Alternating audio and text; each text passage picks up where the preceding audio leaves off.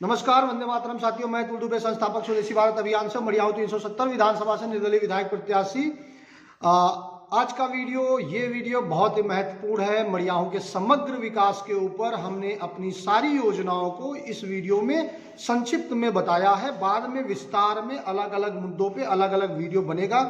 इसलिए सभी भाइयों से निवेदन है, चाहे वो मड़ियाहू विधानसभा से चाहे वो बाहर के हैं, इसको देखिए। जो बाहर से मड़ियाहू विधानसभा के बाहर के हैं वो अपने अपने उम्मीदवारों को ये भेजिएगा, जिससे कि कोई ना कोई जीतेगा और इस पे ज़्यादा से ज़्यादा काम कर सके। और मड़ियाहू विधानसभा को आदर्श बनाने के बाद हम हर विधानसभा में पहुंचेंगे, हर तहसील में पहुंचेंगे। राजू दीक्षित जी के जो समर्थक है, स्वदेशी भारत अभियान की टीम है, वो 300-400 जिलों में इस वक्त मौजूद है और हम उनके माध्यम से पूरे राष्ट्र का निर्माण करेंगे। मड़ियाहू सबसे पहले एक उदाहरण बनेगा। और आप किसी पार्टी से होंगे, किसी जाति से होंगे, लेकिन इस वीडियो को जरूर देखिएगा, क्योंकि आप एक देशभक्त हैं। पार्टी और जाति तो बाद में आएगी। और देश के निर्माण के लिए, देश के लिए इस वीडियो को जरूर देखिएगा। मड़ियाहू को आदर्श बनाना हमारा संकल्प है और मड़ियाहू को आदर्श बनाने के लिए सारे विषयों पर काम होना जरूरी है। इसलिए हमने 14 मुद्दों को तय किया है। अगर कुछ छूट जाता है इस वीडियो में, आप हमें सुझाव हमारे नंबर पे दीजिएगा, जिससे कि हम उसको शामिल कर सके। इसमें हमने संक्षिप्त में सारी बातों को कहने के लिए, इसमें हो सकता है कुछ मुद्दे हमारी तरफ से छूट जाए। तो मुख्य मुद्दा है खेती किसानी, रोजगार, शिक्षा, स्वास्थ्य, पर्यावरण, पर्यटन, खेलकूद, सौर ऊर्जा, बिजली, पेयजल, सड़क, परिवहन, सुरक्षा और आखिरी में न्याय और सामाजिक सद्भाव। ये 14 मुख्य बिंदु हैं जिसके माध्यम से मड़ियाहू के समग्र विकास पर काम करेंगे। अब सबसे पहला आता है खेती किसानी। देखिए, खेती किसानी बहुत ही महत्वपूर्ण है मड़ियाहू के लिए, क्योंकि खेती में हमारे मड़ियाहू का जो सबसे बड़ा आय का सोर्स है वो खेती किसानी है। इसलिए खेती को मजबूत करना, किसानों की आय बढ़ाना, ये हमारा एक प्राथमिकता है। और इसके लिए हमने कुछ तय किए हैं योजनाओं को, कुछ मुद्दों को, कि हम चुनाव जीत जाएंगे तो हम क्या करेंगे खेती को मजबूत करने के लिए। सबसे पहला काम, हम चुनाव जीतने के बाद मड़ियाहू में कृषि विद्यालय या अनुसंधान केंद्र या कोई संस्था के माध्यम से ये सारी चीजों को संचालित करेगी, जिसका काम ये कृषि विद्यालय या कृषि अनुसंधान केंद्र का काम रहेगा खेती किसानी से रोजगार का रास्ता लोगों को समझाएं, लोगों को बताएं। सभी तरह के मॉडल होंगे, मतलब ये अनुसंधान केंद्र के पास सभी तरह का मॉडल होगा। एलोवेरा की खेती होगी, पिपरमेंट की खेती होगी, तुलसी की खेती होगी, मिक्स खेती होगी, पॉली हाउस होगा। मतलब जो भी खेती किसानी में विकल्प हमारे मड़ियाहू में संभव है, वो सारे चीज इस अनुसंधान केंद्र के दायरे में आएगा। और हमने नगेसरा एक एरिया है, नगेसरा एरिया से 3 किलोमीटर 4 किलोमीटर का एक दायरा हमने तय किया है, जो हमारे कृषि अनुसंधान केंद्र का केंद्र बिंदु होगा। सारे फॉर्मूले इस केंद्र बिंदु के इर्द गिर्द आपको मिल जाएंगे। यानी आपको कुछ सीखना है तो नगेसरा और उसके 3 किलोमीटर के दायरे के अंदर आपको मिल जाएगा। नगेसरा ये हथेरा है, हथेरा ग्राम पंचायत से 1 किलोमीटर दूर उत्तर तरफ नदी के किनारे है, और सुरेरी थाना से लगभग वही 2 किलोमीटर दूर दक्षिण की तरफ है। तो ये हमारा अनुसंधान केंद्र होगा नगेसरा।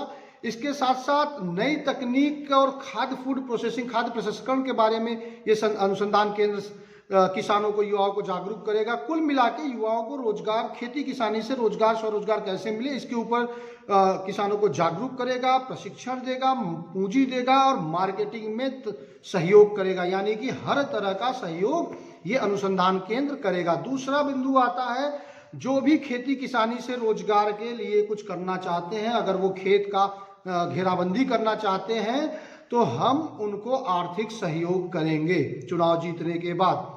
देखिए, एक और महत्वपूर्ण चीज, हम जितना भी आर्थिक सहयोग की बात इस वीडियो में करेंगे वो फ्री नहीं है। आपको सहयोग दिया जाएगा और आप कमाई कर कर उसको वापस करेंगे। और तमाम इसके ऊपर विस्तार से हम एक वीडियो बता के समझाएंगे। तीसरा आएगा फल फूल, औषधि, मसाला, बागवानी जैसे व्यवसाय खेती के प्रति युवाओं, किसानों को जागरूक करने के लिए प्रत्येक 3 महीने में एक किसान गोष्ठी का आयोजन हम करवाएंगे चुनाव जीतने के बाद। सबसे बड़ी जो हमारी आज की समस्या हमारे क्षेत्र में है, वो बेसहारा गौवंशों की समस्या, जिससे कि फसल बर्बाद हो जाता है। चुनाव जीतने के बाद हम एक भी बेसहारा गौवंश मड़ियाहू में नहीं घूमने देंगे। हम दो काम करेंगे। पहला, जो गौशालाएं चल रही हैं, बहुत सारी सरकारी गौशालाएं चल रही हैं हमारे मड़ियाहू में, कम से कम 10-15 गौशालाएं चल रही, इनकी व्यवस्था को दुरुस्त किया जाएगा। इसके साथ साथ नई गौशालाओं, जरूरत के हिसाब से नई गौशालाओं को हम खुलवाएंगे और इन गौशालाओं को स्वावलंबन बनाने के लिए यहाँ पे बायो सीएनजी का प्लांट हो गया, जैविक खाद की इकाई हो गई, और इसके बाद आपका नस्ल सुधार केंद्र जैसे बिंदुओं को शामिल कर देंगे, जिससे गौशाला का आर्थिक जो जरूरत है वहां से पूरा हो सके। अगला बिंदु है, हम खेती किसानी से जुड़े 7 क्लस्टर हमने मड़ियाहू में चिन्हित किया है और 10 एफपीओ यहाँ पर तैयार किया जाएगा। और कुल क्लस्टर हमारे मड़ियाहू में 10 होगा, लेकिन 7 क्लस्टर जो होगा वो खेती किसानी से होगा, जिसमें औषधीय खेती, केला खेती, दूध उत्पादन, सब्जी उत्पादन, भेड़ पालन, मधुमक्खी पालन, बांस की खेती, ये तो ये खेती किसानी संबंधित क्लस्टर होगा। इसके बाद दरी उद्योग, खादी ग्राम उद्योग और मिट्टी के काम करने का जो क्लस्टर होगा वो गैर खेती किसानी से संबंधित होगा। यानी कुल 10 क्लस्टर हम मड़ियाहू में तैयार करेंगे। क्लस्टर आपके दिमाग में आएगा कि भाई क्लस्टर क्या है। देखिए, संक्षिप्त में हम बताते हैं। अगर कोई एक कार्य 100-200 या उससे ज़्यादा लोग कर रहे हैं, यानी कि भेड़ पालन या मधुमक्खी पालन 100-200 से ज़्यादा लोग कर रहे हैं, तो उसको एक क्लस्टर के रूप में तैयार किया जाता है। सरकार की तरफ से स्फूर्ति योजना चलती है, जिसके लिए क्लस्टर के डेवलपमेंट के लिए बहुत सहयोग किया जाता है। डेवलपमेंट कैसा? डेवलपमेंट का मतलब जो क्लस्टर की संस्था रहेगी और जो भी उसके नियम कानून है, उसके माध्यम से कारीगर या जो क्लस्टर से जुड़े किसान या जो भी व्यक्ति है उनको जागरूक किया जाएगा, उनको ट्रेनिंग उपलब्ध कराया जाएगा, उनको पूंजी उपलब्ध कराया जाएगा, उनके मार्केटिंग में सहयोग किया जाएगा। तो क्लस्टर डेवलपमेंट, हम 10 उत्पादों का क्लस्टर पूरे मड़ियाहू में तैयार करेंगे। इसके साथ साथ 10 एफपीओ बनाया जाएगा। इसमें औषधि खेती का एक एफपीओ रहेगा, सब्जी खेती, फूड प्रोसेसिंग, जैविक खेती, मधुमक्खी पालन, दूध उत्पादन, फल की खेती, फूल की खेती, बांस की खेती और फ्रूट फॉरेस्ट मॉडल, यानी 10 एफपीओ बनाएंगे, फार्मर प्रोड्यूसर ऑर्गेनाइजेशन। यानी कि ये एफपीओ क्या है? सरकार की तरफ से नियम है कि किसानों का 10 या 10 से ज़्यादा किसान मिलकर एक समूह, एक संस्था बना सकते हैं और इस संस्था के माध्यम से सरकार भी इसमें काफ़ी सपोर्ट करती है और जो इस उद्देश्य के लिए वो संस्था या वो कंपनी बनाई गई है उसका डेवलपमेंट किया जा सकता है। इससे किसानों की आमदनी बढ़ती है, किसानों को भंडारण करने की सुविधा मिलती है, मार्केटिंग में सुविधा मिलती है। तमाम सपोर्ट एफपीओ के माध्यम से किसानों को दिया जा सकता है। अगला आता है, जो भी मधुमक्खी पालन करेगा मड़ियाहू में, उसको हम मधुमक्खी पालन शुरू करने के लिए 5 बक्सा निःशुल्क अपनी तरफ से देंगे और 2 महीने के बाद अगर उनको लगता है कि हम 5 से और बढ़ाना चाहते हैं, जितने बक्सों की जरूरत होगी मधुमक्खी पालन के लिए हम उनको देंगे। शहद बेच के या आप बक्से के मूल्य का शहद आप वापस करके उस बक्से का मूल्य आपको चुकाना है। हमने पहले कहा है, कोई चीज़ फ्री नहीं है, आपको सहयोग की दृष्टि से दिया जाएगा। जो भी पशुपालन करना चाहता है उनको हम सहयोग करेंगे। आपको 5-10 लाख रुपए लिए अपना गाय भैंस बकरी जो भी रखना चाहते हैं रखा और धीरे धीरे दूध बेचकर आप पैसे को वापस कर दीजिएगा। सब्जी खेती में किसान अगर poly house, green house, net house से के माध्यम से अपनी सब्जी खेती किसानी करना चाहता है, उसको हम पूरा का सेटअप तैयार करने के लिए आर्थिक सहयोग किया जाएगा चुनाव जीतने के बाद। सब्जी के किसानों के उपज का अच्छा मूल्य मिले और बेचने में आसानी हो, इसके लिए मड़ियाहू में 5 मुख्य मंडियों की जरूरत है, जिसमें से एक नोनारी मंडी ही सही संचालित हो रही है। 5 मुख्य मंडी इस प्रकार हैं और 5 सहायक मंडी। तो 5 मुख्य मंडी, सुरेरी थाना के पास एक मंडी की जरूरत है, एक रामपुर बाजार में मंडी की जरूरत है, एक नोनारी में चल रहा है, मड़ियाहू की मंडी को भी व्यवस्थित करने की जरूरत है, एक औरैया में मंडी, यानी कुल 5 मंडी की जरूरत मड़ियाहू विधानसभा में। 5 सहायक मंडियां कम से कम चाहिए, जिसमें से सुदनीपुर हो गया, सुदनीपुर बाजार, सुरेरी बाजार, जमालापुर, बेलवा, चुरारी। तो 5-6 सहायक मंडियों की भी जरूरत है, जिससे कि हमारे क्षेत्र के किसानों को अपने इस फसल को बेचने में कोई दिक्कत ना हो। इसके साथ साथ इन मंडियों को सीसीटीवी कैमरा हो गया, स्ट्रीट लाइट हो गया, शौचालय, पार्किंग व्यवस्था के साथ साथ सबसे महत्वपूर्ण, हम चुनाव जीतने के बाद प्रत्येक मंडियों में कोल्ड स्टोरेज की व्यवस्था करेंगे, यानी कि उनकी क्षमता अनुसार 200 1000 स्क्वायर फीट, 200 स्क्वायर फीट या उससे ज़्यादा बड़े कोल्ड स्टोरेज को हर मंडियों के साथ हम खोलेंगे। इससे फायदा क्या होगा, आज हमारे किसानों अगर सब्जी बेचने जाते हैं तो पहला तो 1-2 घंटे बाद अपनी सब्जी को औने पौने दाम में बेचना पड़ता है उनको, और अगर वो सब्जी बच जाती है दूसरे दिन कम से कम 20% सब्जियां डैमेज हो जाती हैं। तो किसानों का जो मुख्य कमाई होता है वो या तो ये सस्ते बेचने के चक्कर में या डैमेज के चक्कर में उनका सब्जी खराब हो जाता है। वही हमें बचाने के लिए इस कोल्ड स्टोरेज को हर मंडी में हमें खोलना है। इससे किसान का आमदनी बढ़ेगा और हमारी मड़ियाहों की अर्थव्यवस्था मजबूत होगी। इसके साथ साथ खेती के लिए फल फूल, औषधि, सुगंधित पौधे, बागवानी, पशुपालन, मसाला खेती के लिए जो भी इन सारी चीज़ों की खेती करना चाहता है उसको पूरा हम ट्रेनिंग उपलब्ध कराएंगे, पूरा जागरूक किया जाएगा, उनको पूंजी उपलब्ध कराई जाएगी। यानी कि आपको जितनी पूंजी चाहिए इन खेती को करने के लिए आपको उपलब्ध कराई जाएगी। आप फसल बेच के पैसा वापस कीजिएगा, हर तरह का आपको सपोर्ट किया जाएगा। इसके बाद पशुपालन में आर्थिक सहयोग, जैसा कि हमने बताया, किया जाएगा। सभी बगीचों को फ्रूट फॉरेस्ट मॉडल, देखिए बगीचे जो हमारे यहाँ पे हैं मड़ियाओं विधानसभा के, वो उखड़ रहे हैं। आम के जो बगीचे हैं, महुआ का जो बगीचा है हम देख रहे हैं वो उखड़ता चला जा रहा है। यानी दिनों दिन वो पेड़ खत्म होते जा रहे हैं, नए पौधे नए पेड़ वहाँ लगाया नहीं जा रहा है और ऐसे ही खाली पड़े हैं उसर बंजर की तरह। इन बगीचों को हम फ्रूट फॉरेस्ट मॉडल में तब्दील करेंगे। जिनके नाम का बगीचा है उनके साथ मिलकर हमारी टीम, हमारी संस्था पूरा सहयोग करेगी। फ्रूट फॉरेस्ट मॉडल का ये मतलब हुआ कि जो पेड़ बचे हैं उनको संरक्षित किया जाएगा और एक दूरी पर पेड़ वहां और लगाया जाएगा। इससे क्या होगा कि वो खाली बगीचा जो पड़ा है वहां पे तरह तरह के फल फूल औषधियों की खेती होगी और पूरा चारदीवारी से घेर कर एक मॉडल विकसित कर दिया जाएगा। और इससे क्या होगा कि जिनका वो खेत है उनकी आय तो बढ़ेगी, जिनका वो बगीचा उनकी आय बढ़ेगी। कुछ उसमें मजदूरी नौकरी करेंगे, कुछ उसको भाड़े पर लेकर काम कर सकते हैं। कुल मिला जुला के जो क्षेत्र हमारा ये समझिए ना के बराबर हमारी अर्थव्यवस्था में योगदान दे रहा है, वो एक बीघा जो है एक साल का 5 से 10 लाख रुपए तक वो एक योगदान मड़ियाहों को दे सकता है। इसके साथ साथ चुनाव जीतने के बाद जो तालाब हैं, बहुत सारे तालाब हैं जहां मछली पालन नहीं होता है, सार्वजनिक तालाब या व्यक्तिगत तालाब है, उसमें कमल का फूल और सिंघाड़ा इसका उत्पादन किया जा सकता है और उस पर हम प्रेरित करेंगे।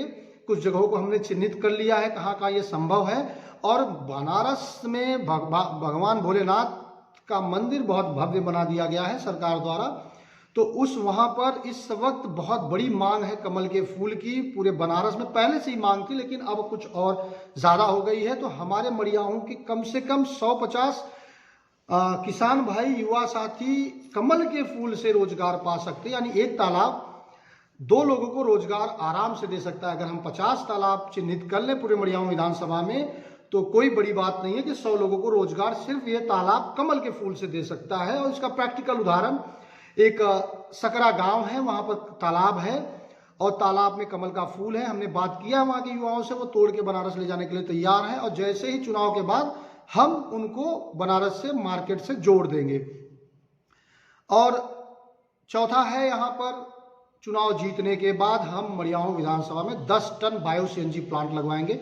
10 टन का बायो सीएनजी प्लांट का ये मतलब हुआ 10 टन उस सीएनजी प्लांट को डेली 10 टन कचरा चाहिए, गोबर पुआल या जो भी कचरा है वो चाहिए। इससे क्या होगा कि बायो सीएनजी यहाँ उत्पादन होगा और इससे बड़ी संख्या में रोजगार मिलेगा। रोजगार किसानों को मिलेगा क्योंकि 10 टन ये गोबर घास फूस नहीं दे सकता, हमें नेपियर घास उगाना पड़ेगा। कंपनी से हमारी बात हो चुकी है, कंपनी से हमारा टाई अप हो गया है। आगे इस पर एक मीटिंग होगी चुनाव के बाद, फिर विस्तार से बताया जाएगा। मोटा मोटा ये समझिएगा, ये नेपियर घास आपको उगाने के लिए सिर्फ और सिर्फ आपको ध्यान और रखवाली और पानी देना है। कंपनी आप उगवाएगी, एग्रीमेंट करेगी और काट के लेके चली जाएगी। और मोटा मोटा 10 से 20 हज़ार रुपये आप महीने का 1 बीघे से बायो सीएनजी नेपियर घास से कमा सकते हैं। तो ये सारी बातें हो गई खेती किसानी की। और इसके माध्यम से बड़े स्तर पर, यानी कि हम प्रत्येक जमीन वाले को, जिनके पास जमीन है उसको हम रोजगार दे सकते हैं, और जिनके पास जमीन नहीं है उनको भी, जैसे मधुमक्खी पालन या इस तरीके की चीजें, वो रेंट लेकर खेती बाड़ी करके अच्छी कमाई कर सकते हैं। ये तो बात हो गई खेती की। अब आते हैं रोजगार स्वरोजगार पर। खेती एक रोजगार स्वरोजगार का ही माध्यम है। एक आयाती कुटीर लघु उद्योग की स्थापना करवाना हमारा संकल्प है, और इसके साथ साथ काफी बड़ी स्तर पे लोगों को रोजगार मिल सकता है। तो जो भी कुटीर लघु उद्योग यहाँ शुरू करना चाहेगा उनको हम जागरूक करेंगे। जो भी वो करना चाहते हैं उससे संबंधित उनको जागरूक किया जाएगा, उनको ट्रेनिंग उपलब्ध कराया जाएगा, उनको पूंजी उपलब्ध कराया जाएगा, उनको मार्केटिंग में सपोर्ट किया जाएगा। उनको अगर वो हैंड होल्डिंग सपोर्ट होगा, यानी कहीं वो लड़खड़ाते हैं बिजनेस शुरू करने के बाद, तो भी सहयोग किया जाएगा। पूंजी का मतलब ये हो गया कि जैसे समझिए आप दुकान खोलना चाहते हैं, क्षमा करिए, अगर आप साबुन की फैक्ट्री डालना चाहते हैं या किसी भी चीज़ की फैक्ट्री डालना चाहते हैं, आपने एक धन लिया और धीरे धीरे करके वो पैसा आप वापस कर दीजिएगा कमाने के बाद। एक संस्था रहेगी जिसके माध्यम से आपको सारी चीज़ें सारी उस संस्था के निगरानी में की जाएगी। एक सवाल आपके मन में आएगा, बार बार हम बात पूंजी की कर रहे हैं, तो ये पैसा ब्याज वाला रहेगा या कैसा रहेगा? देखिए, जो संस्थान के माध्यम से आपको पैसा दिया जाएगा वो बिना ब्याज का रहेगा, और अगर आपको सरकारी योजना या बैंक की तरफ से लोन आपका पास करवाया जाएगा तो जो भी बैंक का योजना है या जो सरकारी योजनाएं हैं उसका लाभ आपको दिया जाएगा। दूसरा आता है, अगर कोई भी मड़ियाव विधानसभा में अपना दुकान खोलना चाहता है, अपना ठेला शुरू करना चाहता है, किसी भी तरीके से अपना स्वरोजगार शुरू करना चाहता है, उसको पूंजी धन उपलब्ध करवाया जाएगा। कुल मिलाजुला के फूड प्रोसेसिंग और रोजाना उपयोग की वस्तु assembling unit, electronic assembling unit के माध्यम से हम यहाँ पे टोटल लगभग 150 इकाइयाँ हम शुरू करवाएंगे, जिसमें फूड प्रोसेसिंग हो जाएगा, रोजाना उपयोग की वस्तुएं हो जाएंगी, असेंबलिंग यूनिट हो जाएगा। आप स्क्रीन पर देख लीजिएगा, स्क्रीन पे आप देख सकते हैं कौन कौन से प्रोडक्ट हैं फूड प्रोसेसिंग का, कौन कौन से वो 70 प्रोडक्ट हैं लगभग रोजाना उपयोग की वस्तु, साबुन, तेल, शैम्पू आदि का। इसके बाद असेंबलिंग यूनिट में जैसे LED बल्ब बनाने की यूनिट हो गई और छाता हो गया, इस तरीके की जो 7 असेंबलिंग यूनिट हम यहाँ शुरू करवाएंगे, वो सारी लिस्ट सामने है। एक और, जो भी साथी कुछ करना चाहते हैं, हमारा हर गांव में स्वरोजगार योजना का फॉर्म उपलब्ध है, आप भरिएगा, जल्द से जल्द भरिएगा, क्योंकि आप जिस नंबर पे स्वरोजगार योजना का फॉर्म भरेंगे आपके गांव में सहयोग उसी नंबर पर दिया जाएगा। क्लस्टर प्रोग्राम के बारे में हमने खेती वाले विषय पर ही बता दिया था, इसमें 10 क्लस्टर रहेंगे, और कुल मिला के जैसे खादी का क्लस्टर का बात करें तो खादी के क्लस्टर में हमारा टारगेट है कि बाहर से धागा रुई आए, रुई से धागा बने, धागा से हैंडलूम चले, थान बने और थान से कपड़ा तैयार हो, कपड़ा मार्केट में बिके, लोग मार्केटिंग करें। इस तरीके से पूरा का पूरा रोजगार देने का हमारा लक्ष्य है। महिलाओं के लिए हमने 10 उत्पाद को सिलेक्ट किया है, जो 10 तरह के उत्पादों में हम महिलाओं को, समूहों को, स्वयं सहायता समूहों को रोजगार देंगे, जिसमें सबसे महत्वपूर्ण है मधुमक्खी पालन। मधुमक्खी पालन के बाद जैविक खाद हो गया, जैविक खाद के साथ साथ अचार, पापड़, मुरब्बा का इकाई रहेगा, सिलाई मशीन से कपड़ा बनाने की इकाई रहेगी, बेकरी यूनिट हो गया, पुराने कपड़ों का तोरण बनता है, डोरमेट बनता है, इसके बाद चरखा, चरखे से धागा बनाना, थान बनाना, हैंडलूम, हाथ से बने गहने और दूध उत्पादन। इन क्षेत्रों में हम महिलाओं को ट्रेंड करेंगे। इसके साथ साथ हर क्षेत्र में महिलाएं जा सकती हैं, लेकिन ये विशेष ऐसा रहेगा जिसमें महिलाओं पर ज़्यादा फोकस किया जाएगा। देखिए, वीडियो लंबा हो जाएगा, इसलिए हम सारी चीज़ों को संक्षिप्त में बता रहे हैं। आपका कोई सवाल रहेगा आप हमें फ़ोन करके पूछ सकते हैं। एक चीज़ ध्यान रखिएगा, जो हमने खेती और रोजगार के मुद्दों को तैयार किया है, इसको बहुत ही बारीकी से पूरे मड़ियाहू का हमने अध्ययन किया है। 2020 जनवरी 2013 दिसंबर 2019 को मुंबई से आए थे, तब से, और 2020 जनवरी 2020 से हमने गोष्ठियां करना शुरू किया, हमने भ्रमण शुरू किया, और पूरा का पूरा आज तक समझिएगा अध्ययन, रिसर्च करते करते करते करते ये सारे मुद्दों को हमने तैयार किया। कोई ऐसा मुद्दा इसमें नहीं है जो हमने कॉपी पेस्ट किया, क्योंकि हमने फसल भी वही चुना है जो हमारे मड़ियाहू की मिट्टी और इन्वायरमेंट में हो सकता है। जैसे हम सेब की खेती, केसर की खेती को तनिक भी प्रमोट नहीं कर रहे हैं, लेकिन हमारे यहाँ एलोवेरा हो सकता है, सुगंधा हो सकता है, हमारे यहाँ तुलसी हो सकता है, हमारे यहाँ पिपरमेंट हो सकता है, हमारे यहाँ अमरूद हो सकता है। इस तरीके की जो फसलें हो सकती हैं उसकी पूरी लिस्ट आपने देखा होगा, स्क्रीन पर रखा है। तो हमने पूरा का पूरा एक बारीकी से अध्ययन किया, जिसमें हमने ये ध्यान दिया है कि जिनके पास जमीन है वो किस तरीके से कमाई कर सकते हैं, जो भूमिहीन किसान हैं वो कैसे कमाई कर सकते हैं, जो विद्यार्थी हैं, जो महिलाएं हैं वो कैसे कमा सकते हैं। यानी हमने जाति आधारित हो गया, महिलाओं की दृष्टि से, मार्केटिंग की दृष्टि से, छोटा शहर है हमारा, लोगों की मानसिकता क्या है, हमारे पास संसाधन क्या है, उन सारे पहलुओं को देखते हुए हमने अध्ययन को यहाँ पर पूरा किया है। एक उदाहरण हम देंगे मधुमक्खी पालन का। अब हमारा मधुमक्खी पालन का जो अध्ययन है, इस पे अध्ययन करते वक्त हमें एक चीज दिखा कि मधुमक्खी पालन हमारे यहाँ सफल नहीं हो पा रहा है। आज हमारे यहाँ 5-10 किसान कर रहे हैं, लेकिन बहुत सफलता नहीं, कितनों ने शुरू किया, बंद कर दिया। तो उसका मुख्य कारण है कि यहाँ से लोगों का पलायन होना। जो हमारे यहाँ के, देखिए मधुमक्खी पालन के लिए सरसों का फूल हमें आसानी से उपलब्ध हो जाता है 4 महीने के लिए। उसके बाद किसानों को अगर कमाई करना है तो पलायन करना पड़ेगा। अब किसान पलायन नहीं करना चाहता, तो हमने क्या तय किया है, हमने एक लिस्ट तैयार कर ली है कि किस महीने में कौन कौन से फूल की जरूरत पड़ेगी मधुमक्खी पालन के लिए। आप स्क्रीन पे देख सकते हैं। तो ये जो लिस्ट है, हमने इसके आधार पे हम चुनाव के बाद उस तरीके की खेती को बढ़ावा दिया जाएगा, उस तरीके के जो पेड़ पालों को लगवाएंगे जिससे कि मधुमक्खी को शहद उपलब्ध हो जाए। खास करके जो हमने बताया कि नगेसरा के को पूरा एक अनुसंधान केंद्र के रूप में तैयार करेंगे, नगेसरा के 3 किलोमीटर के दायरे को। तो वहां तो हमें हर मौसम के फूल को उपलब्ध करवा दिया जाएगा वो 3 किलोमीटर के दायरे में। इससे क्या होगा, किसान भाई जो मड़ियाव विधानसभा के हैं, जब तक वो उनको उनके घर के आसपास फूल की उपलब्धता है तब तक तो अपना जो मधुमक्खी पालन का बक्सा है वहां रख सकते हैं। इसके बाद वो अपने बक्से को नगेसरा के क्षेत्रों में ला सकते हैं। नगेसरा के 3 किलोमीटर के दायरे में 12 बीघे का आंवले का बगीचा भी है, कई और बगीचे हैं। तो इससे किसान भाइयों को काफी लाभ होगा। नदी का किनारा है, नदी के किनारे पे बहुत सारे पेड़ लगाए जा सकते हैं जो पर्यावरण के साथ साथ मधुमक्खी पालन के लिए बहुत सहायक हो जाएगा।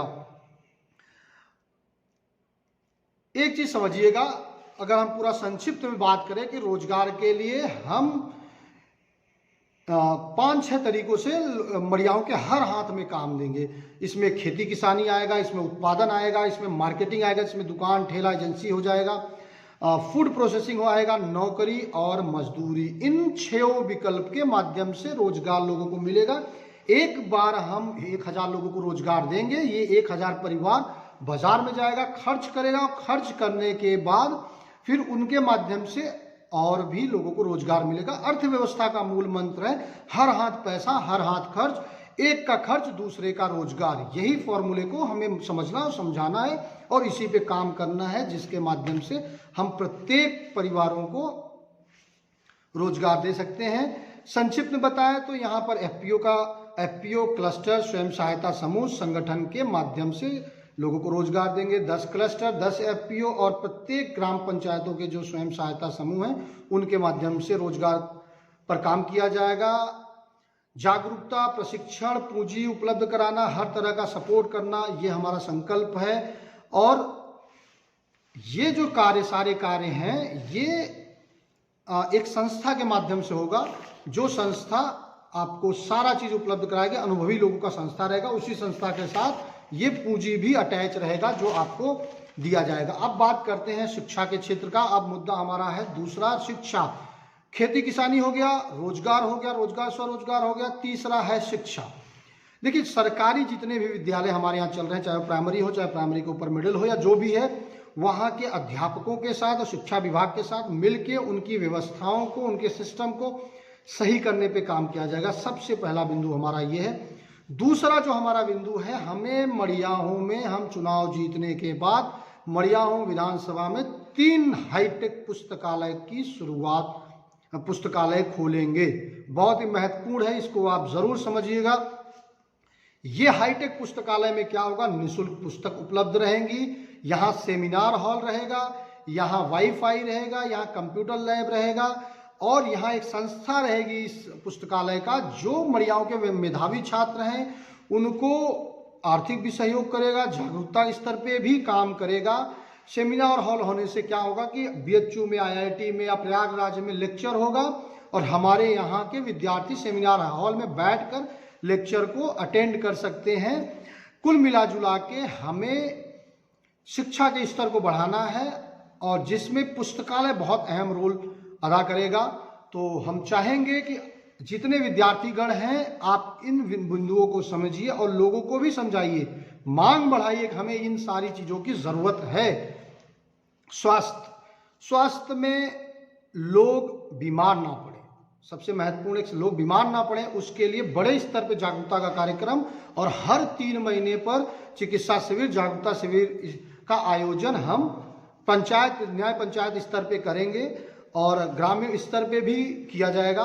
सरकारी अस्पतालों की सुविधा सही की जाएगी और प्रत्येक न्याय पंचायत में एक चिकित्सालय होगा। जहां जरूरत पड़ेगा वहां कम से कम 5-10 बेड उपलब्ध कराया जाएगा। चिकित्सा सुविधा को मजबूत करना हमारा संकल्प है। किसी तरीके का महामारी आए, किसी तरीके का वायरस आए, हम उसके लिए तैयार हों।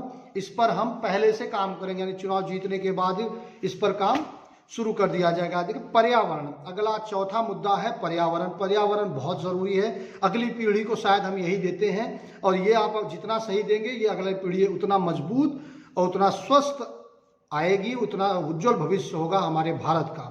तो जितने भी खाली जगह हैं सभी पर पेड़ लगाना हम सबका लक्ष्य होना चाहिए। ये मेरा व्यक्तिगत नहीं, हम सबका लक्ष्य होगा। जो नहर है, नदियां हैं, तालाब है, बंजर जमीन है, किसी का व्यक्तिगत जमीन है, हर जगहों पे हम पेड़ों को लगाएंगे और ये जिसका जगह होगा उसका पेड़ होगा। और पेड़ हम 80% ऐसे पेड़ लगाए जो मधुमक्खी पालन में सहायक हो।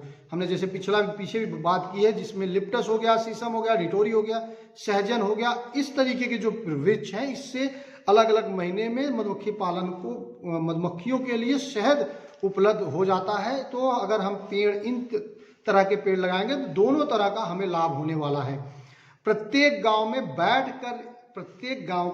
बैठकर डिजाइन तैयार किया जाए, कहाँ कितने पेड़ की जरूरत है, किसके खेत में कौन सा बंजर है, कहाँ खाली तालाब है, ये सब हम लोग मिल के तैयार करेंगे। वहाँ के मंदिरों को, वहाँ के सड़कों को, वहाँ कहाँ कहाँ साफ सफाई की जरूरत है, उन चीज़ों को हम ग्रामवासी मिल के तय करेंगे और मिलकर उसकी डिजाइन को तैयार करेंगे। पर्यावरण सुरक्षित हो उसके लिए हम यहाँ की कचरा को रिसाइकिल यूनिट यहाँ पर हम लोगों से शुरू करवाएंगे। कम से कम एक कचरा यूनिट को, रिसाइकलिंग प्लांट यहाँ पर शुरू करवाया जाएगा, जिसमें हम पूरा सहयोग करेंगे चुनाव जीतने के बाद। और 5वां जो आखिरी है, प्लास्टिक के रोकथाम के लिए प्रत्येक घरों को जूट बैग दिया जाएगा। चुनाव जीतेंगे, जितने भी हमारे मड़ियाओं विधानसभा में जितने घर हैं सबको हम अपने तरफ से जूट बैग देंगे। इस जूट बैग से क्या होगा, जब भी आप बाजार में खरीदारी करने जाते हैं, जूट बैग होगा या कपड़े का बैग होगा जो हमारी महिलाएं तैयार करेंगी, वो हम प्रत्येक घरों में पहुंचाएंगे। इससे क्या होगा, आप बाजारों में जाइए तो प्लास्टिक का उपयोग कम से कम कीजिएगा। प्लास्टिक हम सब बंद कर दें अपने मड़ियाओं विधानसभा में। इस स्तर पे हम सबको मिलकर काम और प्रयास करना होगा। पर्यावरण को सुरक्षित रखना हमारी प्राथमिकता होनी चाहिए। अगला मुद्दा आता है 6वां, पर्यटन। क्षमा कीजिएगा, रोजगार हो गया, खेती किसानी हो गया, शिक्षा हो गया, स्वास्थ्य हो गया, पर्यावरण हो गया और अगला है पर्यटन। पर्यटन ये बड़े बड़े शहरों वाला शब्द है, लेकिन हर जगह पर्यटन स्थल को तैयार किया जा सकता है। इच्छा शक्ति की जरूरत है। कोई एक आए, नेतृत्व आए, कोई विधायक आए जो कहे हाँ भैया हम ये 2-4 केंद्रों को हम पर्यटन के रूप में स्थापित कर सकते हैं, तो हम पर्यटन को बढ़ावा देंगे, जिससे कि यहाँ पे रोजगार के अवसर और बढ़े और मड़ियाहू एक ब्रांड बने। ब्रांड बनेगा तो यहाँ के जो हमारे उत्पाद हैं, लोग बाहर जाएगा तो लोग पहले से जानते रहेंगे कि भाई मड़ियाहू से आया है। जैसे हम कहते हैं भाई यहाँ से सूरत की साड़ी है, बनारस की साड़ी है, इस तरीके के मड़ियाहू, इस तरीके से हम मड़ियाहू को एक ब्रांड के रूप में स्थापित करेंगे, जिसके लिए पर्यटन बहुत महत्वपूर्ण है। जैसे बाहर के लोग हमारे मड़ियाहू में घूमने टहलने आए, तो यहाँ पे 3 जगहों को हमने चिन्हित किया है जो पर्यटन स्थल के रूप में तैयार किया जा सकता है। एक है नगेसरा, जो हमने आपको बताया जो खेती किसानी अनुसंधान के केंद्र के रूप में तैयार होगा। एक प्राचीन नगेश्वरा मंदिर है वहाँ पर भोले बाबा का, उसको भी एक केंद्र के बिंदु में तैयार, उसी के आधार पर हम वहाँ पर नगेश्वरा को हम पर्यटन स्थल के रूप में तैयार करेंगे। चुटका माता मंदिर है मड़ियाहू में। इसके बाद जमालापुर पुल, जो सिरिया जमालापुर पुल है, वहाँ के आसपास के कुछ लोकेशन को हम पर्यटन के रूप में तैयार करेंगे और एक बेहतरीन वाटर पार्क या गार्डन को तैयार करेंगे, जिससे कि हमारे मड़ियाहू के ही लोग और बाहर के लोग भी वहाँ पर आएँ और मौज मस्ती करें, अपने संस्कृति से जुड़े हुए वो सारे कार्य होंगे। तो ये हो गया पर्यटन पर हमारी योजनाएं। खेलकूद, देखिए खेलकूद को बढ़ावा देने के लिए सबसे पहले हम यहाँ पर एक समिति का गठन करेंगे और ये इस समिति में कोच और खिलाड़ी दोनों रहेंगे। प्रत्येक खेल जो हमारे यहाँ जिन खेलों की हमारे यहाँ संभावनाएं हैं, जैसे हॉकी हो गया, दौड़ का हो गया, गोला फेंक हो गया, इस तरीके की खेलों के लिए हम स्टेडियम, खेल सामग्री, कोच, समय समय पर प्रतियोगिताएं, बाहर से अनुभवी खिलाड़ियों को आमंत्रित करके उनके माध्यम से यहाँ पे कोचिंग उपलब्ध कराना समय समय पर, ये सारे कार्य को हम खेल को बढ़ावा देने के लिए मड़ियाहू में करेंगे। इससे क्या होगा कि हमारे मड़ियाहू की जो प्रतिभा है वो राष्ट्रीय अंतर्राष्ट्रीय स्तर तक पहुँचे, ये हम इस पे काम करेंगे। हमारे यहाँ पे कुछ कोच हैं जो काम कर रहे हैं, लेकिन और मजबूती की ज़रूरत है, और मजबूती नहीं, बहुत मजबूती की ज़रूरत है। और हम चुनाव जीतने के बाद करेंगे। गांव गांव एक मंगल दल, युवा मंगल दल करके भी सरकार की तरफ से संस्थान है जो गांव गांव में स्थापित है, उसको मजबूत करना, उनके हाथों में खेल सामग्री उपलब्ध कराना, समय समय प्रतियोगिताएं करवाना, इन सारी चीज़ों पे समिति के माध्यम से कार्य करवाया जाएगा। ऊर्जा विद्युत, देखिए गांव में हम भ्रमण कर रहे हैं, प्रचार के दौरान हमने देखा है कि बहुत सारे गाँव में जो 440 वोल्टेज का जो वायर है, तार है, वो आपका 10, 12, 15 फीट पर आके लटका हुआ है। बहुत सारे गांव हैं, आपको हम बता दें, कटवतिया गांव है जहां पर ऐसी दिक्कत है, जोगापुर गांव है जहां पर ये समस्या है, और इसके बाद सलारपुर गांव हो गया। ऐसे कई गांव हैं जो हम बता सकते हैं कि जहां के वायर नीचे लटके हुए हैं। तो चुनाव जीतने के बाद सबसे पहला काम जिस पर हम आगे बढ़ेंगे, जो पहले कुछ कार्य होंगे, उसमें से विद्युत जो ये वायर है उसको बिजली विभाग के माध्यम से दुरुस्त करवाना, ये हमारा संकल्प है और ये हमारा मुद्दा है। दूसरा, मीटर को सही किया जाएगा। जो हमारे यहाँ मीटरों का मनमाना तरीके से आ रहा है, वही तरीके से आपके यहाँ पंखा लाइट चल रहा है, किसी महीने में 200-500 आ रहा है, कोई किसी महीने में 2000-4000 भी आ रहा है, तो इसको सही करने पर काम किया जाएगा। ट्रांसफार्मर की बड़ी दिक्कत हो जाती है बीच बीच में। हम क्या करेंगे, सारे ट्रांसफार्मर को दुरुस्त करवाने के साथ साथ ट्रांसफार्मर का स्टॉक हम अपने मड़ियाहू में रखेंगे। इससे क्या होगा कि जैसे ही ट्रांसफार्मर कहीं का खराब होता है, 1 दिन के अंदर उसकी रिपेयरिंग हो जाए। ट्रायल बेस पर हम 50 घरों के एक गांव को हम वैकल्पिक ऊर्जा के माध्यम से बिजली सप्लाई करेंगे। ये थोड़ा आपको अटपटा लगेगा, लेकिन संभव है कि हम 50 घर ऐसा होगा जिसको हम, ये जो हमारी बिजली आती है, जो सरकारी कनेक्शन है, उससे हटकर वैकल्पिक ऊर्जा, जैसे सोलर प्लांट हो गया, बायो सीएनजी हो गया, उसके माध्यम से, आप गोबर गैस से बिजली बनती है, उसके माध्यम से 50 घरों पर बिजली सप्लाई करने पर के ट्रायल पे हम काम करेंगे। हम इसको नहीं बोल रहे कि सभी गाँवों का, लेकिन पहले हम 50 घरों पे ट्रायल करेंगे। इसके बाद फिर देखेंगे इसको कितने बड़े स्तर पे काम किया जाएगा। जैसा कि हमने पीछे भी बताया कि 10 टन का बायो सीएनजी प्लांट लगाया जाएगा, जिससे कि यहाँ पर बायो सीएनजी की खपत को बढ़ाया जाए, घर घर में बायो सीएनजी की गैस चले, और हम जो एलपीजी बाहर से ले रहे हैं, जो हम तमाम कंपनियों का ले रहे हैं गैस, वो बचत हो, क्योंकि ये सारे के सारे इसमें 80-90% जो है एक्सपोर्ट होता है, यानी बाहर से मंगाते हैं हम,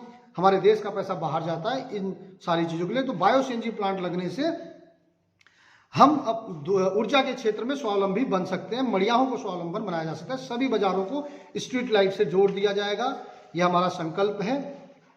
पेयजल, सभी घरों के पास शुद्ध पीने का पानी उपलब्ध करवाया जाएगा, चाहे वो नल के माध्यम से हो, चाहे वो पानी की टंकी के माध्यम से हो।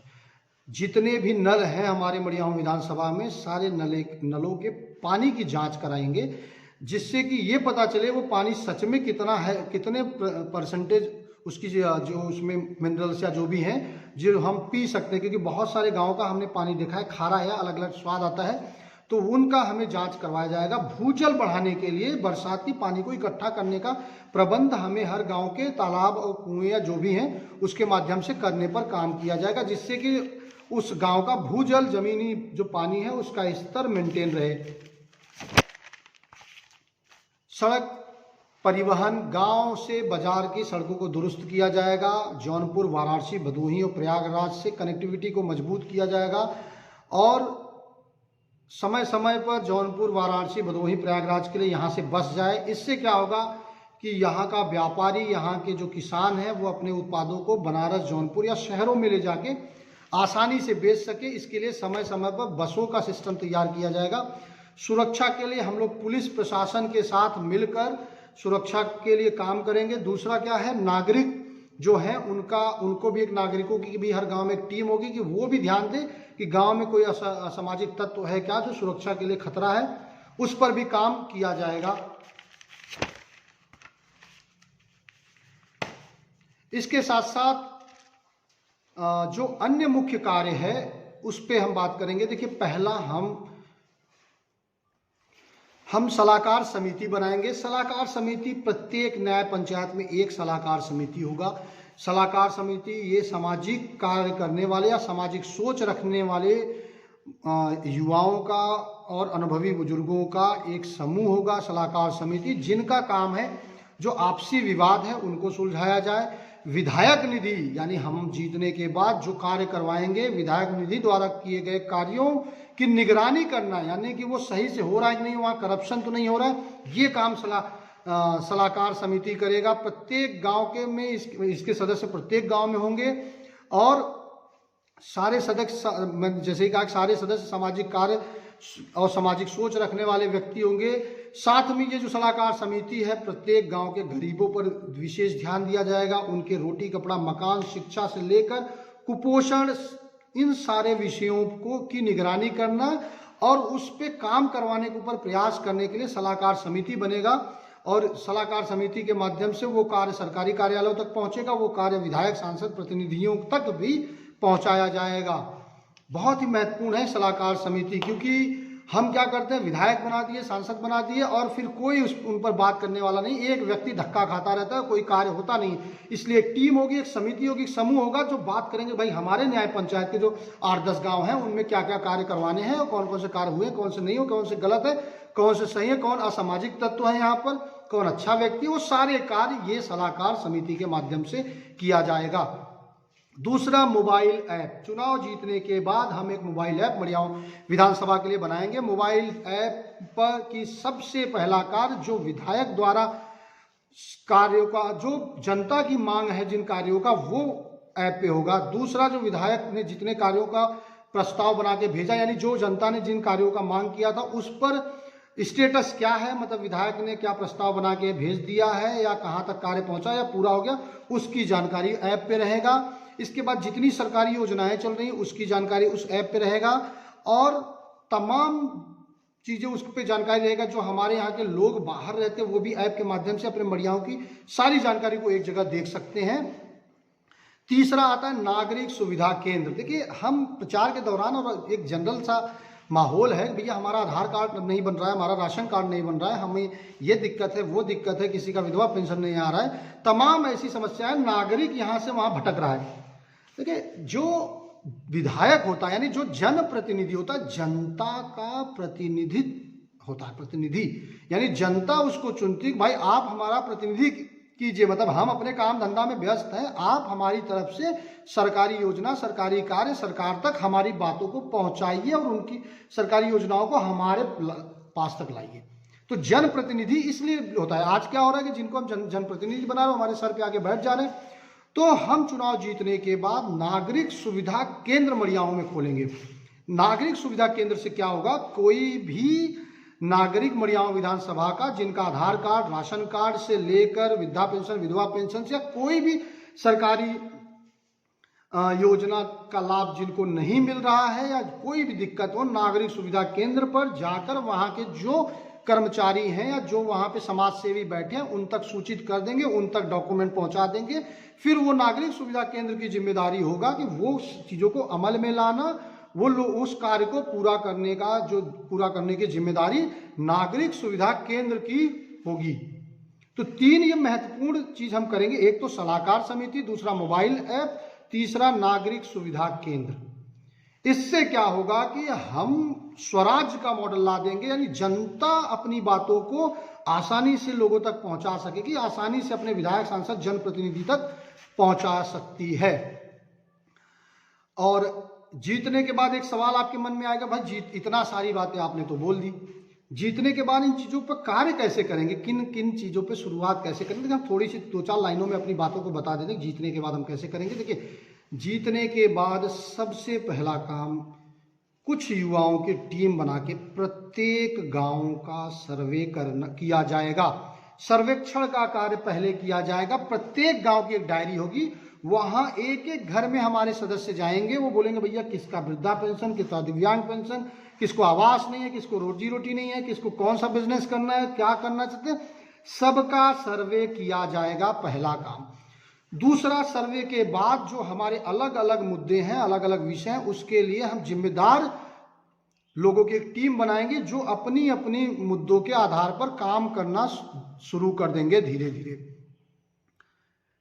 इसके साथ साथ संस्थान बनाना, एफपीओ बनाना, वो सारे काम एक एक जिम्मेदार व्यक्ति करना शुरू कर देंगे। तो ये सारी चीजें हैं जो मड़ियाहूं विधानसभा को आदर्श बनाने के लिए हमने तैयार किया है। और बहुत कुछ ऐसा और अगर आपके दिमाग में आता है जो इसमें जोड़ा जा सकता है तो आप बताइएगा, क्योंकि ये अंतिम नहीं है, ये शुरुआत है और लगभग हमने सभी मुद्दों को इसमें जोड़ दिया है। कुछ भी और है तो आप हमारे नंबर पे बता सकते हैं, हमें मिलके भी बता सकते हैं, जिससे कि हम जब प्रिंट निकालने जाएं तो उसमें सारे मुद्दों को शामिल कर दिया जाए। और आप सभी से निवेदन है, मड़ियाहूं विधानसभा के जो भी साथी हैं सबसे निवेदन है कि मड़ियाहूं विधानसभा को हमें दीजिए। अगले 5 साल के लिए हम आपसे मड़ियाहूं विधानसभा मांग रहे हैं। आपके पास, आप बीजेपी के समर्थक हो सकते हैं, आप बसपा के हो सकते हैं, आप सपा के हो सकते हैं, किसी भी पार्टी के आप समर्थक हो सकते हैं, कोई भी जाति गणित से आप वोट करते होंगे, किसी भी गणित से आप वोट करते होंगे, हम आपसे निवेदन करते हैं कि मड़ियाहूं में मुद्दा आधारित दीजिए। 403 सीटें पूरे उत्तर प्रदेश में है, 402 पर लड़ने दीजिए। जो भी सरकार बनाने के नजदीक जाएगा वहां जाने दीजिए। एक विधानसभा आप हमें दीजिए। अगर आप हमें ये विधानसभा देंगे, हम इस पर काम करेंगे और इसको हम आदर्श और इसको हम मजबूत बनाएंगे और ये पूरे देश के लिए उदाहरण होगा। फिर आने वाले जितने भी चुनाव होंगे, लोग इन्हीं मड़ियाहूं के कार्यों को देखकर आगे करेंगे और लोग, जनता जागरूक होगी, जनता कहेगी मड़ियाहूं में जैसा कार्य हुआ है वैसा हम भी करेंगे। तो इसीलिए हम निवेदन करेंगे कि मड़ियाहूं आप हमें दीजिए। हम आपको 100, 200, 500 रुपए वोट के बदले नहीं दे सकते, लेकिन इतना जरूर करेंगे कि चुनाव जीतने के बाद आप रोजाना 100, 200, 500 रुपए कमाएं। वो रास्ता हम आपको बना के दे सकते हैं। तो इन्हीं बिंदुओं के साथ हम अपनी वाणी को विराम देते हैं। आपसे निवेदन है, इस वीडियो को शेयर कीजिए, फेसबुक पे डालिए, अपने मित्रों तक पहुंचे। प्रत्येक व्यक्ति, चुनाव अगले 1.5 महीने बाद चुनाव है, प्रत्येक व्यक्ति ये वीडियो देख ले।